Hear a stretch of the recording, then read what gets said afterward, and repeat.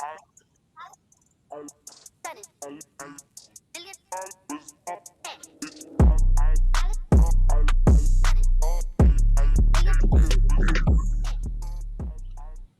morning, everybody. Good morning. Okay, so today we have a special guest, my friend, my good friend, my pal, Mr. Gabriel Hernandez. He's over there in his, I don't know where you're at. Looks like you're like in some sort of doctor's office. I'll wait to come back. I'm kidding, bro. It's a nice closing space, I'll tell you that. Got my this is my boy right here, Gabe Hernandez, Raider fan. Go Raiders, baby. Go Raiders. Woo! Nice. All right, Mr. Gabe. I want to hear a little bit of something about you, where you're from, your background.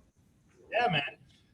From Covina, San Gabriel Valley. Grew up there most of my life. I grew up a screw up. Cookie knew me back in the day when I was just in trouble and doing the wrong thing. And, I think of myself at times as kind of that, not too late success story, if you will. I got my act together. The last stint, getting in trouble woke me up.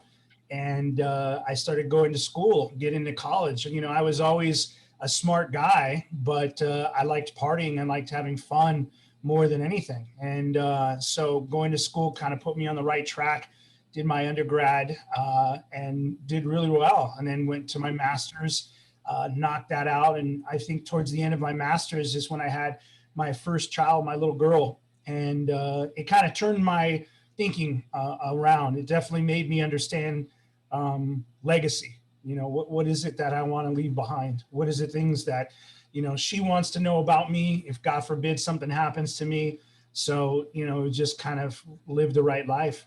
So just been working for nonprofits. I was at United Way for a little while, helping raise money for the homeless initiatives. And I'm over at Keck Graduate Institute, part of the Claremont colleges. I work with donors and alumni, raising money for students, campus needs, a whole variety of different things. So I'm still local. I'm over in Fontana.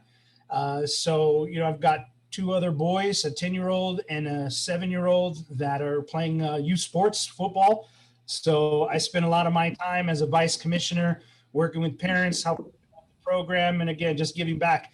I didn't grow up with a dad, and I always wanted to be the dad I prayed for as a kid. So just trying to live that life. That's awesome, man. And yeah, I know you're a great father, Gabe. I know that. So that's an amazing story, Gabriel. I see a book out of that. Mm-hmm. I'm serious. Yeah, I see a book. Yeah, out of that. I do some motivational thing on the side. Vino inspires, and these are the kind of stories, like someone that has lived that life and turned it around, and now you get an opportunity to talk to other folks, not to make the same mistakes you made. Right. Because I guarantee those mistakes were expensive. Very. And you're a role model, bro. He's a role model. There it is, right? And we need more of those. Hey, congrats, man. Great to have you on. I'm happy to have this guy on. Seriously. I was looking at his place of employment, and I don't want to keep saying it, but they've got a big endowment. They got like they do actually. Well, Keck, I don't know if you heard of the USC Keck School of Medicine. So yeah, they got some money there, Gabriel. So Gabriel is well paid. For me, working at Keck was a dream come true because I was a big, lover of education. And Claremont colleges, the theme is it's the land of big trees and PhDs. There's a lot of great, individuals involved in that, whole body of knowledge, and watching these students accomplish their dreams, especially a lot of these are first generation. Maybe you've come from a broken home like myself and are busting through that glass ceiling. That's exciting, and then to be a part of that and to help furnish that education, I think is probably one of the best things that you can do for an individual. Absolutely. Awesome. Great story. Okay. So what we got today, man, since Gabriel is going to hang with us, what do we want to talk about? I don't think we should start with sports because you're going to want to talk about Messi. I'm not in the mood to talk about Messi. Messi, baby. Messi. I know the Euro Cup final is today. Today. The fish or chips versus spaghetti and pasta. I know, man. I got Italia. It's either coming home or it's going to Rome. You figure it out. I don't know. Honestly, I can't. I'm not gonna predict this game because I'm not sure who's gonna win. I don't know. No, I got England, man. I think really? the Premier League has been the best league over the last, I want to say, 20 years. Hey, the Italian league is good too, dude. The Italian league was good in the mid 90s, man. When Ronaldo. What are you talking about? They have Ronaldo. They have Cristiano Ronaldo right now in the Italian. The watered down version. Trust me. Oh, jeez. What do you think, Gabe? I gotta go Italian, man. Same thing. Italia. Yeah. I saw this image this morning. It was Messi on the phone with this kid showing the medals, and I thought that was amazing. You get to see these guys outside of sports and that high level of competition and who they really are. To me, that kind of talks a lot about that individual, and I always had a lot of respect for him. I'm not a huge soccer fan, but when I hear about these, I see what they do. That's awesome. Right. That's right. That's right. I did see that on the field, and he took out a phone. Hey, it could be a commercial for the iPhone coming up too. Took out a phone and called out his family. And I thought that was pretty nice. I've never been a fan of Messi. I look at what he's done, his skill set, and I admire it, right?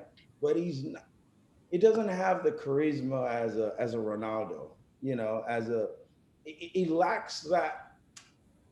There's something missing there. I'm not sure if There's some arrogance and ego there that a lot of people just get turned off by that. So I get that. To the fans as much as some of the other greats. You know what I'm saying? And that. Yeah. Well, I mean, I can't. People they're comparing him to Maradona. I'm not gonna do that. I'm sorry. I'm not. He hasn't won the World Cup, so he's not a Maradona level right now for me. I'm sorry. Diego Armando Maradona. Yes, Mr. Cokehead. Yeah. Hey, let's get into this. I want to talk about, and the reason why I want to start off with this was, I want to talk about Cisco's favorite guy, which is Donald Trump. That's his favorite guy, by the way. Yeah, boys. So orange face. He made a comment about shithole countries, right? You guys remember that? Yes, I remember that comment. All right. And one of the countries he was referring to, I think, was Haiti, right? Yes. Okay. Yes, So yes, sir. We all know what happened in Haiti in the past week. Right. Yeah, let's educate our audience because a lot of people don't care about news and they don't watch it. So right. So the incumbent president of Haiti, whose term actually ended about 5 months ago, but they were working together and putting an election, was assassinated in his mansion. So think about that. At his home in the middle of the night, a bunch of bums showed up and shot him, killed him. You know the story, right? And shot his wife. The wife is in a hospital in Miami right now. What's the story? These guys impersonated themselves as DEA agents. They spoke English, perfectly English. They did not speak English. I heard. Yeah, they did. Spanish. There's two Haitian Americans, and they were impersonating themselves as DEA agents. Those guys were the interpreters. I heard it was okay, but there was like 15 Colombians. What is the deal with that? Right. But think about it. Even more troubling, right? How does a sovereign nation? You guys have watched Air Force One and the opening wherein they go in to get General Radek and they do all these things, right? How does a sovereign nation allow mercenaries to infiltrate the presidential mansion and kill the president? Well, it's an inside job. Goes in a shithole country and we all get mad. Like, come on. What are your thoughts? It's a cold world, man. I always look at it as the old saying, follow the money. You got the power, and all these moves are strategic. I think for us looking in, we don't understand all of the parts, why people are moved to certain places and so forth. If someone's going to be in a position to have a higher power, then that's what's going to happen. It is unfortunate to see this man in his home, and that questions the whole country's security, and how do we get involved as Americans, or do we get involved as Americans as well? And that's something too, where I think the fault of America is that we get too involved in these countries' own situations and challenges, where we could be spending that time on our situations and challenges. That's huge. It becomes a distraction. I agree with you in a sense, but let's say, for example, what's going on with this 15 Colombians just storming the, I don't know what it's called, White House. I don't know what it's called over there, but the palace, right? It's called the palace, presidential palace. Right. What's the deal with the 15 Colombians? What's the deal with that? Is there some sort of corruption involved, or So Gabriel said something right now that resonated with me. He talked about following the money, and at the end of the day, okay, always follow the money. Listen, is there money there? no. Think about this. If you really go back and zoom in and look at some of the incentives that were placed or bounty that was placed on the president's life because of whatever. Oh, I want to say this, you have to consider outside interest also, right? Every regime, outside of America, operates, in fear of America if you're not an ally. And so you always got to worry about, the CIA and the FBI, the CIA really getting into other nations' business and all that good stuff. I'm not So you saying think the CIA was involved in this? Listen, I'm not saying anything because obviously Haiti is an ally, as small as they are. They're an ally to the United States, and this president was actually a friend of the United States. So you don't really want to get into that kind of conspiracy. But at the end of the day, if you follow the money, which I think they're going to Money, do, though. you're gonna see a lot of things come to light.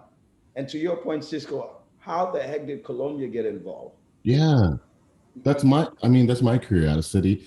I don't know what's going on. Like, are these guys working with the Marcos or something over there? I don't know. For a president to be assassinated by 15 Colombians, it's a little fishy, guys. A little fishy. You know what I mean? That's a drug debt. Yeah. It reminds me of what is that? Sosa, remember? Scarface. Right. He sends all these dudes over there. Sosa. Hey, wait, Vino, have you seen Scarface? Have you seen that movie? I have a long time ago. Great. Okay, that's a great movie, by the way. Hey, since we jumped into that, and this is how we kind of get around through the day, right? Scarface, it's a great. What's your favorite movie of all time? I might as well ask. Me? Yeah. Back to the Future trilogy. It's 3 movies, actually. What a nerd. I might know a nerd. What about you, Gabe? What's your favorite movie? I just had the last couple of days. I've been on vacation, and they've been playing the Godfather series. So, ooh, I like that too. Old time classic. The young Al Pacino. Yeah. All these actors that you're like, they were just phenomenal even back then to control the presence. Pacino's scenes are just classic. Yeah, they are. Just the look, the way he's standing, he's telling Alfredo, "You never speak up against the family." All of those resonate to today. That dude was gangster back in the 70s. Like, that is still, without a doubt, ringing true. So I would say those Godfathers are right now with me. Awesome. Nice. For me, I've got to go with Denzel, Inside Man. Oh yeah. Never seen that movie. And I've watched that movie. I've never seen that movie. That movie, I gained some knowledge, and not only about the movie, just about conspiracies and about planning and execution. And I've watched that movie 10 times, more than 10 times.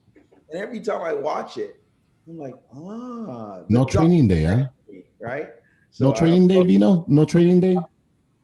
Training Day is okay. Training Day is okay. It's a good movie, man. It's a good movie. But if I'll really be honest, my favorite movie is Coming to America. I'm sorry. Oh, I love that one too, man. My favorite movie is Coming to America. And, that's a great movie. I get a lot of stereotypes for saying that. It is what it is. I love it. Oh man. We got our African connection here. Right. I love it. I got a dope movie. Anyway, let's move on. Let's transition. Hey, no, you know what? How we talked about Richard Branson going up to space, right? Remember? Yeah, I remember that. Did he go? I didn't see any news.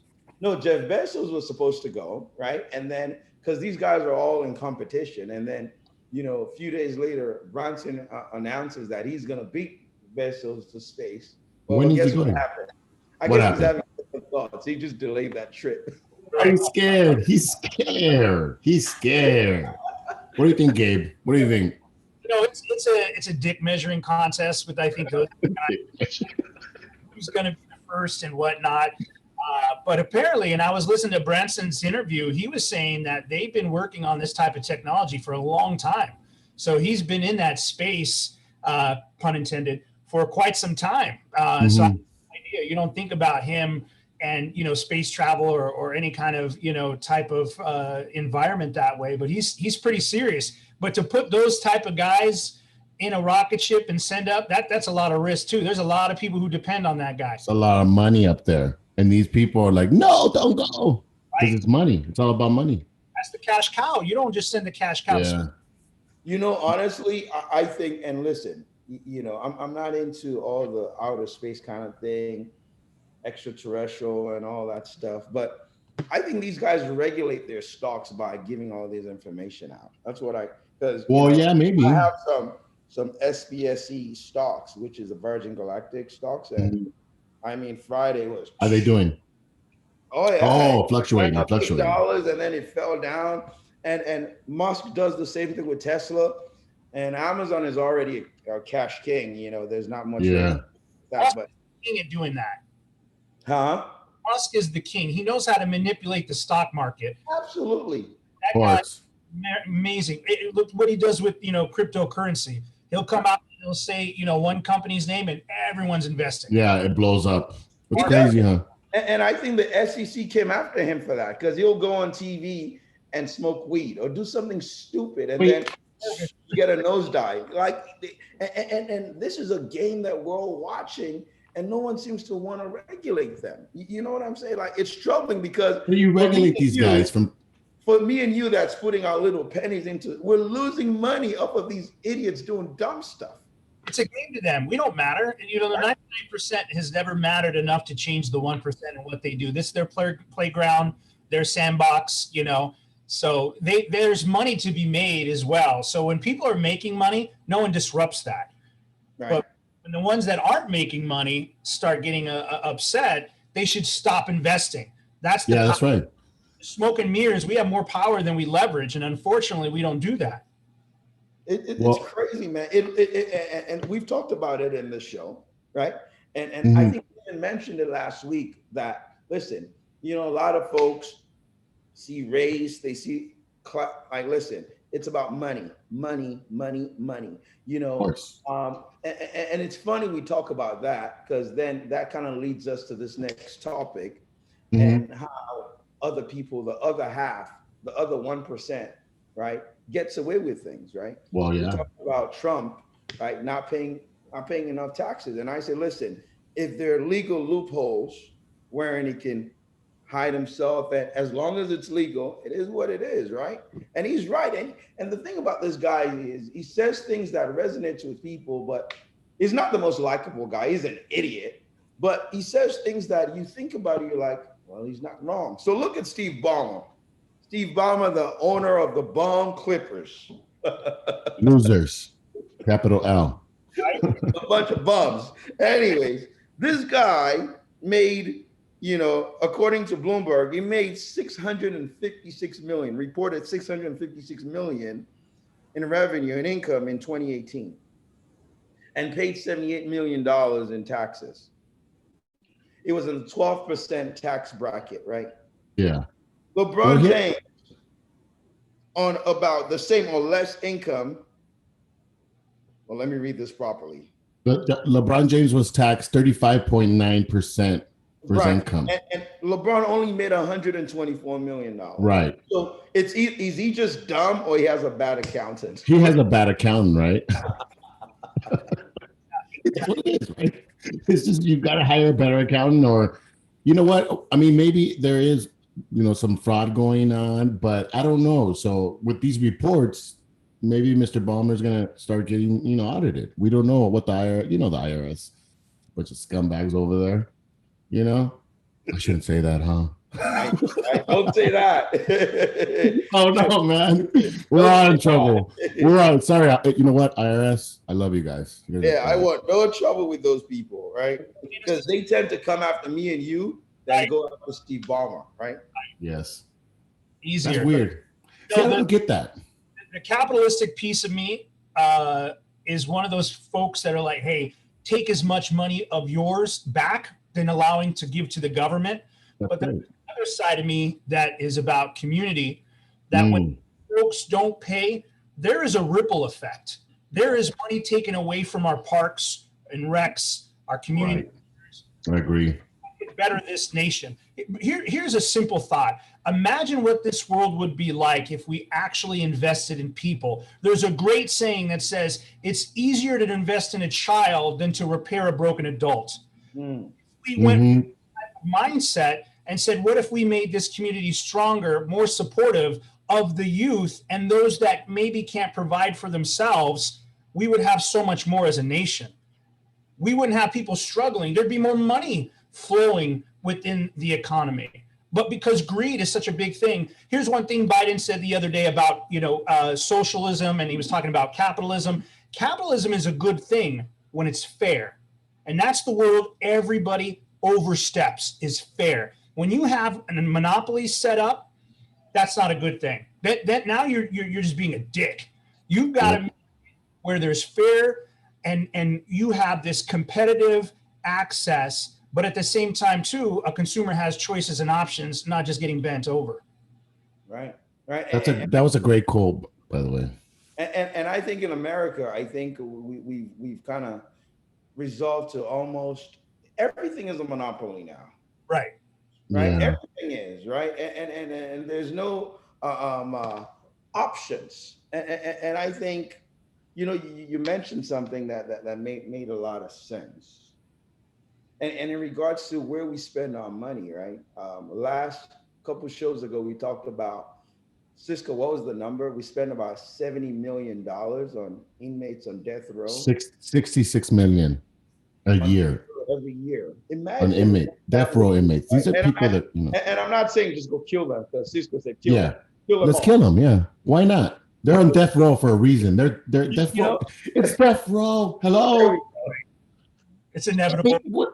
What? Then put it. Let's change the name. Then, let's change the name to Honeytown or something. Chilltown row. Man, stop with that. Just kill them all. That just sounds. Yes, dude. They've been sentenced to death. They need to die. What? Why am I such a horrible person? Let them go through the process. And I'm torn. I guess, right? You said you worked for United Way and you've seen the need, right? At the first kind of level, the company that I'm employed with, we give millions of dollars. I'm a legacy giver to United Way on a yearly basis, right? So we know there's a need. I come from a world, right, wherein, the average child or the average person survives on $2 a day, and there are millions of children going to bed at night that are hungry. Wow. So I know there's a need, but the money it does not go around. There's just this 1% that it just circulates amongst them, and it's not really. What's a middle class, by the way? I was reading something and he was trying to categorize who the middle class is. And I'm saying, if that's the middle class, then we're in trouble. Absolutely. The way the system is just set up, I mean, that's where the start is. I think that the equality, making sure that everybody has the options and choices. You got this large group of people who are always vocal and complaining that these people are lazy. These people don't want to go back to work. They're getting this COVID money. There's no incentive.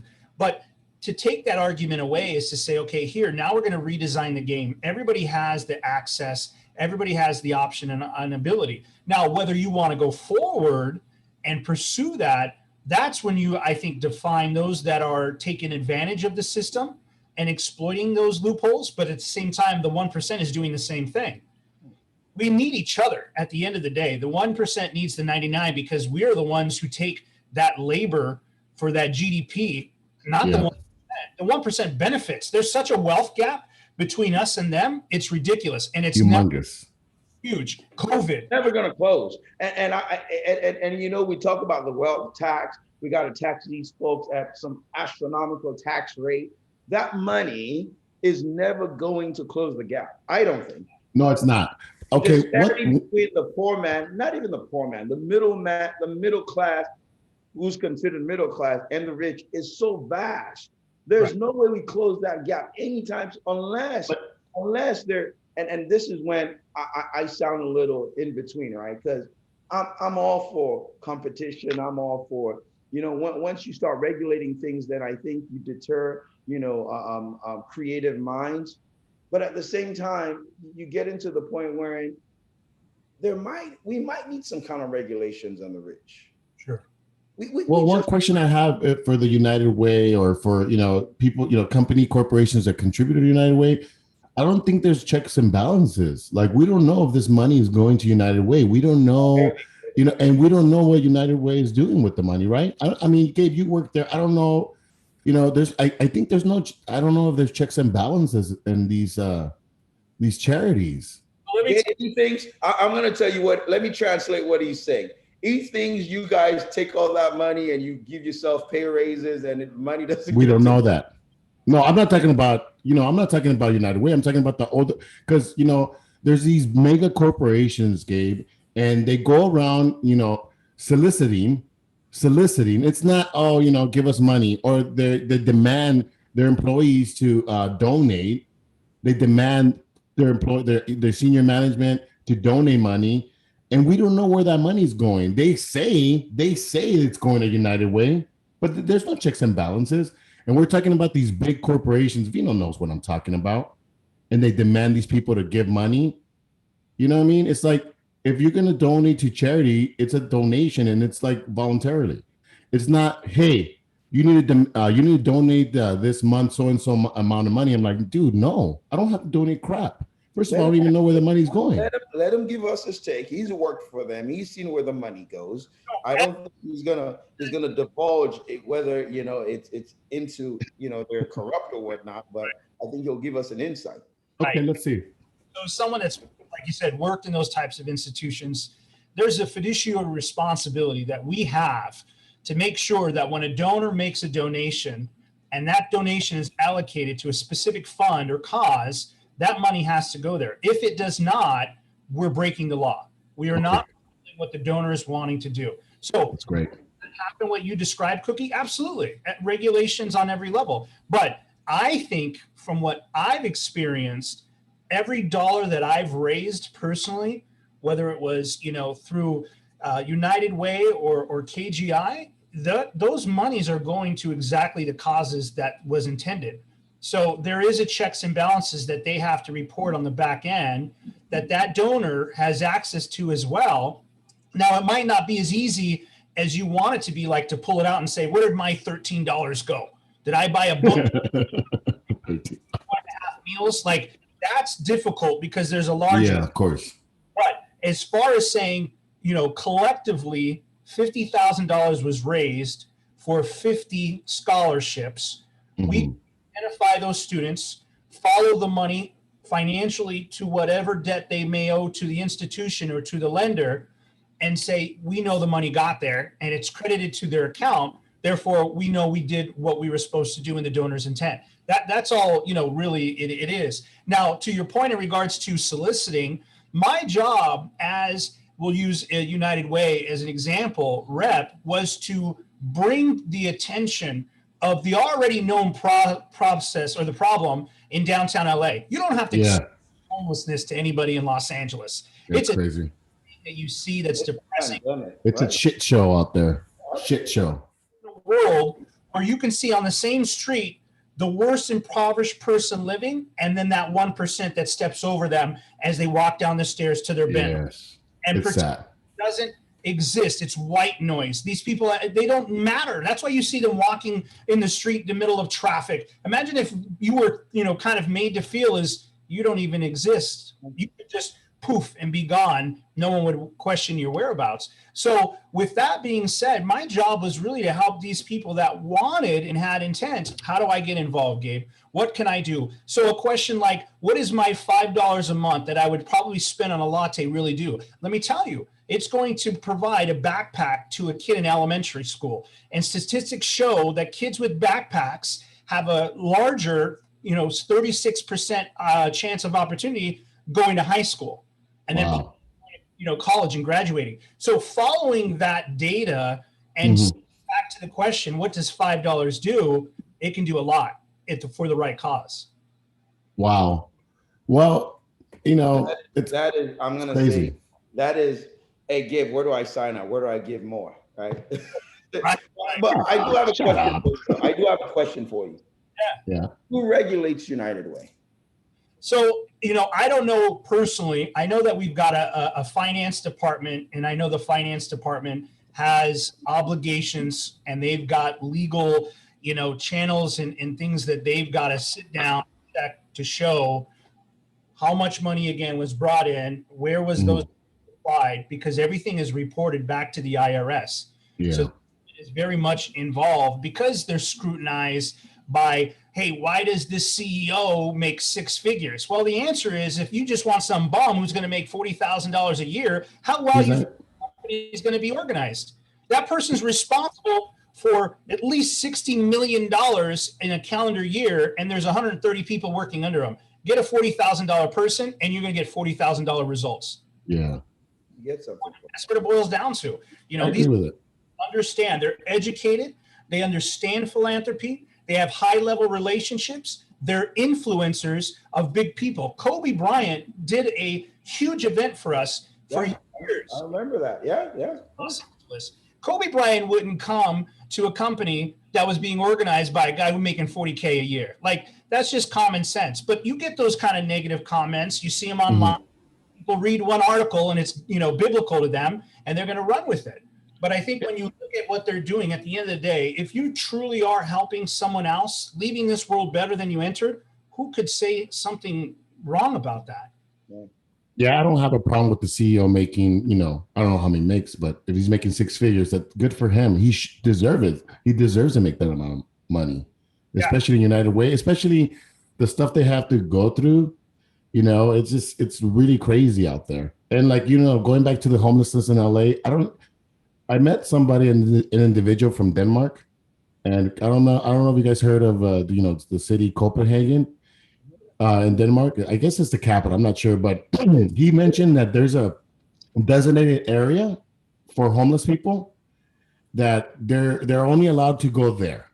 So if they're homeless, there's a designated area, and they go there. They're not allowed to sleep in the streets, but there's a desert, and it's huge. We're talking about a big area. And the problem is, America is the greatest nation. Listen, by far, military, but when you look at the social issues, right? You brought up Denmark, right? And if you go through the Scandinavian countries, right, they have the best social systems. It's not socialism. They have the best social systems. Sweden, we should copy their systems. But then again, there's give and take on that, right? You go to England, right? And you figure out what they do for their poor people. They give them allowances. They give them a flat. They give them, a free medical and all that good stuff, right?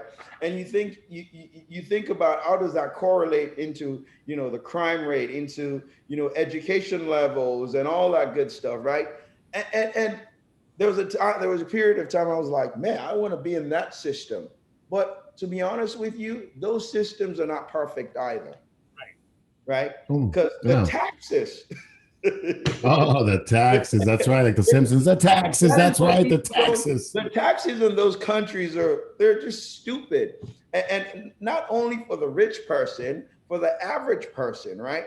You go to London and you go shop and you buy something, and then the sales is like, whoa, Really? It's really high? The taxes on everything are super high. Wow. Well, the taxes on everything are high here in California, so. They have to generate funds. They have to generate money to provide all these services. Where do you think it comes from? Right. But those programs, it's a little bit more visible to see where your money is going when you see, okay, I've got access to museums. I can get, I can get in a taxi and not have to pay. Here, remember when they used to tell us when the lottery came out, it was going to furnish roads in our schools? Yeah, Tell me last time you saw a school saying, hey, thanks, lottery, for all this money. baloney. Like, come on. Yeah, what happens to that money? For the lottery and all that stuff. How's the checks and balances for that? I don't know. I'm always driving through busted roads, pissed off, frustrated. And, those things aren't important. I think to your point in regards to the differences of these nations, America is the best nation in the world. I will always say that. Unfortunately, it is a nation of greed and a nation of me. And that's it. And when you feel that you're in a culture of me against the world, then that's easy to control and that's easy to feed. And that, again, contributes to that separation between the 1 and the 99. Because you're so distracted on that carrot, you're not thinking about the bigger, picture of how about if we all came together and walked as one, versus trying to see each other to get a couple steps. There's a lot of selfish people here. That mentality is never gonna change, Gabe. But you can't say there's a lot of. Listen, the heart of a man is selfish. Right. We are. Okay. Right? We are. Listen. Yeah, we are. Cisco, you will, before you worry about anybody else around you, you're gonna worry about you and your family first. Right. But there has to be, we have to meet at some point in the middle, right? At some point you got to say, okay, if I take 5, I give up 2. Right. The problem in America is out of 10, the person at the top wants 9. Right. Wants 9.5. Right. And he wants to give you a half. Right. That's how revolutions start. Because the guy on the bottom eventually is like, no, enough is enough. I'm tired of just grow from around 350. I'm tired of just doing crumbs, and I need to get to a point where I'm getting half. Right. So we do have some issues, but don't take this the wrong way, and don't let anyone fool you. Right. America is by far still the greatest nation. Absolutely. Hey, so what do you think about the infrastructure bill? And I want to move on. I know our time is far spent. What do you think about the infrastructure bill that they're trying to build? You talked about busted roads and all that good stuff. It's a lot, when you start to think about, again, how much money this accumulates, who's paying the bill, and I think that you've got two parties fighting against each other. And unfortunately, it's not about the nation, it's about who they represent. And that's the thing that as Americans caught in the middle, it's like watching mom and dad fight. And you got to pick a side, and it's the kids don't benefit. We're not benefiting from it stalling. We all understand that infrastructure in America is important. What it provides is important. The ripple effect is vast. Yeah. All of us benefit from it. So this tug of war back and forth is meaningless and it's destructive. And I hope it shows enough people, maybe in that independent kind of demographic party, hey, who's truly supporting our efforts and who is really obstructing those efforts. But if there's an opportunity where they can come together and say, spending this money at a reasonable rate, we'll agree on, versus outright, nope, the left is projecting it or promoting it, we don't want nothing to do with it, and vice versa. Well, what do you guys think about, talking about infrastructure? What do you guys think about that condo that collapsed in Florida?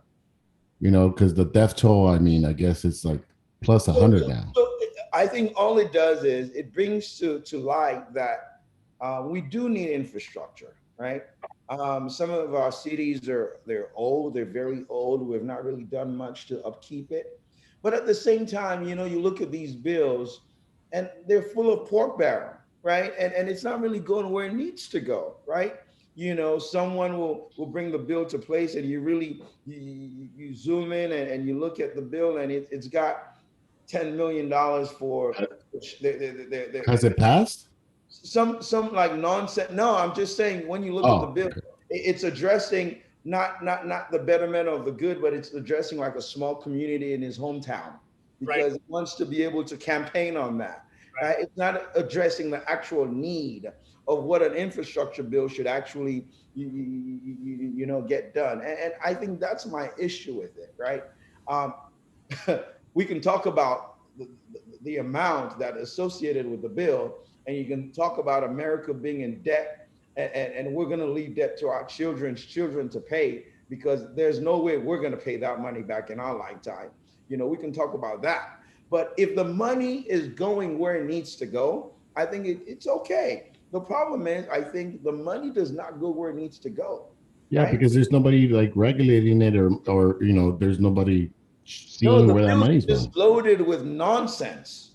They're loaded with nonsense. Build bridges, put people to work, but then they're building some kind of nonsense. And say the senator that brings it or the congressman that brings the bill is from ABC. He'll have this small project at home that he wants to be able to get done so he can campaign to his constituents about, oh, I did ABC for you, so you vote for me. It's all, man. It's a bunch of baloney. That's what it is. Though, and that's the thing I think you got to wake up to is again, what are those priorities? And if the American people are a priority, then you got to take care of the American people at the end of the day, and that's the conversation. I think, well, how to do it is what divides a lot of people. There's always opinions and there's, back and forth, but it's not a complex as it seems. There are simple solutions that can make a big impact on everybody's lives that you can see visibly immediately. Right. I agree. Right. And Okay. all right, let's transition. What else do we have? I think let's hit on the Euro Cup final, do our picks, and we'll do our Vino Inspires tip of the day, and I'm off. Off to church. I think Cisco, I think we found a guest host while you're gone. What do you think? I think so. I think so.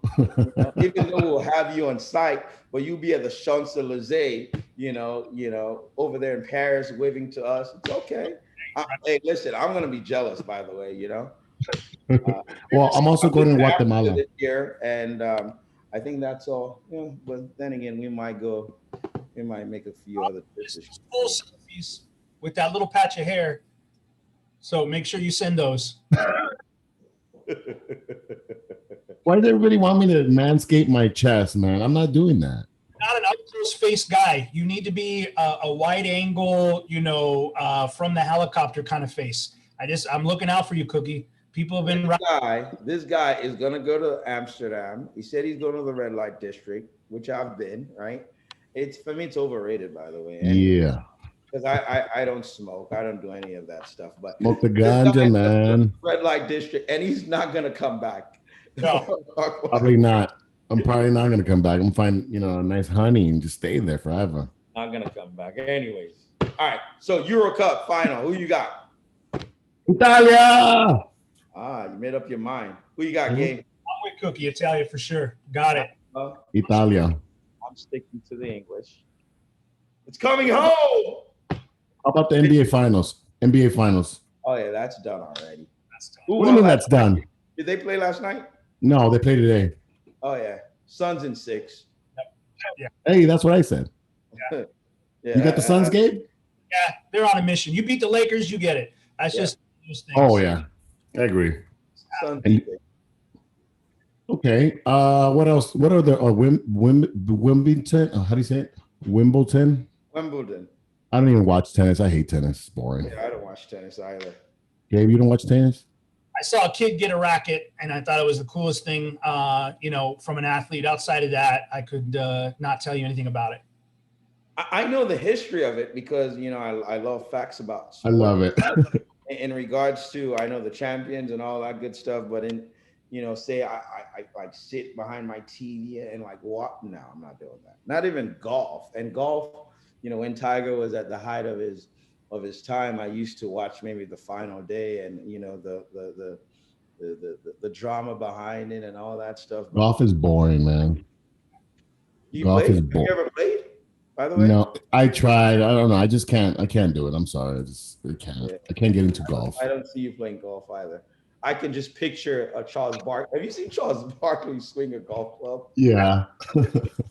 It's very painful to watch. It's slowly blowing up. It's I know. yeah. The only thing I love is like Happy Gilmore. There you go. Touche. All right, come on, hit me. All right, hold on. Let me bring up your music, yeah. Hold on. Calm down. Let's see. How's it sound? Priorities. Oh, wrong one. Sorry. I gotta look for that special one that has that intro. Develop into Mr. something Vino. in the future. Come on, man. Calm down. We on our way to There you go. There you go. It's in the way you pray. There you go, Mr. Okay. Vino. Vino inspires. All right, here we go. Vino Inspires tip of the day. Obviously, Gabe, thank you again for doing this. You've been awesome. But, just a little background of what I do on the side. I have a similar story coming to America, my favorite movie, right? And going through a bunch of experiences. And I think I have an obligation now to really step out in my community and really be able to enlighten and uplift kids and give them my story, right? And because some of the mistakes I made, I don't want them to follow those mistakes. And in so doing, create a legacy, right? So I do a lot of inspirational talk on the side. I'm John Maxwell certified. I love John Maxwell. I read a lot about John Maxwell. If you look at my library in my office, got a bunch of John Maxwell books. But so today's tip is about hope. And this is what Maxwell says about hope. He said, where there's no hope in the future, there's no power in the present. And that resonates with me, right? Because hope is what really gives us the fortitude to look ahead. And even with the challenges that we might see, it gives us that chance, that belief that we can overcome them. And that hope can range from self-belief or belief in a higher power, which, I think I get on both sides. So that's my tip of the day. That's deep. What are your thoughts? I think that's why religion is such a powerful thing to have, because it provides that hope that, no matter what you're going through, what type of struggle that you're facing, that, these things are temporary. And if you hold strong and you continue moving forward with the best mindset as possible, this too shall fade. That's it. Yeah, hope for me is a motivator. It's a motivator for me. Hope. So it's just, I agree with you 100%, Mr. Vino. Great message. Yes, sir. Yes, sir. Man, I don't know. I'm a little emotional about today's show because, I feel like we're going some places. We're talking about things that folks want to talk about, but some of them don't have the platform, don't have the time. And to be honest with you, we're putting ourselves out there and folks kind of want to be in a shell. So I'm happy. I don't know. Thanks, Gabe. Yeah. Thanks for coming. I appreciate it. Cookie, pay your taxes so you don't have money to go on these trips. I'm not going to pay I have a great accountant. So there you go. All that means is he's trying to pay as less as he can. That's all. And Gabe, I have a great accountant. Last take, right? As much as we all want to give back, as much as we want to create this utopia of a world, the bottom line is, and I don't want to speak for you, if you get the opportunity legally, right? Because you want to stay within the confines of the law, you have the opportunity to defer taxes legally and keep more. I think 90% of people will do that. Absolutely. 100% of people. What are you talking about? Absolutely. I think that, again, trying to keep your hard-earned money versus handing it over to the government and, to your points earlier, the speculation of where the money is being used is a debate and a conversation to have. But you can make impact without just having money. Again, with this youth football program, I've got a lot of single moms that have questions about their son and playing sports, spending 5 minutes asking questions and answering questions to let them know, hey, he can do this. Here's the information that you need because you want your son to continue in it. That's huge. That could change the trajectory of a kid's life being involved in youth sports. And I remember reading a statistics in the Daily Bulletin, and they were talking about CEOs. 36% of CEOs in large corporations played youth sports. And there was a correlation of what they got out of the youth sport program that made them that level thinking individual. So having that and making sure that you can be a positive role model to this young man is huge. These coaches are the closest to superheroes that those kids will ever get to. So that's an awesome responsibility. That's impact. Well, when I was a kid, one of the issues I had, and I think, this goes back to, donating money, is that my mom couldn't afford to put us in, pee-wee football or any sporting like baseball and all that stuff because it's expensive. So I didn't play until high school. I didn't play either till high school. Man, you guys are about to start a whole nother show because now you got me thinking, right? So the stat that you just raised, right? There's a correlation between these CEOs being in, youth programs and then them really getting to the point where they're CEOs. So on the flip side of that, right? And you two just kind of attested to it that your parents were not able to financially support you in those areas. So I think, and then you wonder why we don't have minorities in those positions, right? Yeah. Fortune 500 companies, heading Fortune 500 companies, you get every once in a while. And at the end of the day, it's about money. Right. That's it. And I think there's a system in place. And listen, it's debatable, but to each his own. I believe this. There's a system in place that holds certain groups down. Right.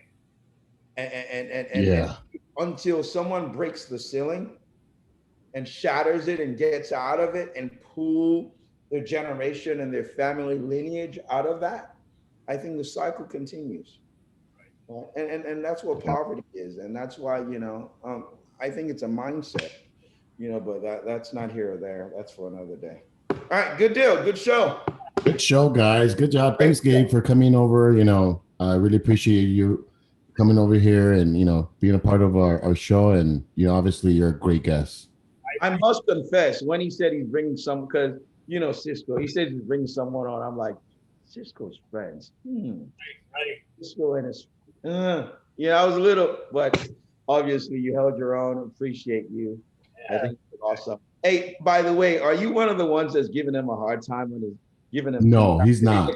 He gets really pissed off. Yeah, he gets worked up. I'm one of these guys on social media where I don't get into these debates with these keyboard warriors, but I'll friends and I watch my friends get so worked up by these, guys. I'm just like, man, that energy you're just giving to that person could be spent productively taking pool pictures, that you're doing, but arguing with a stranger.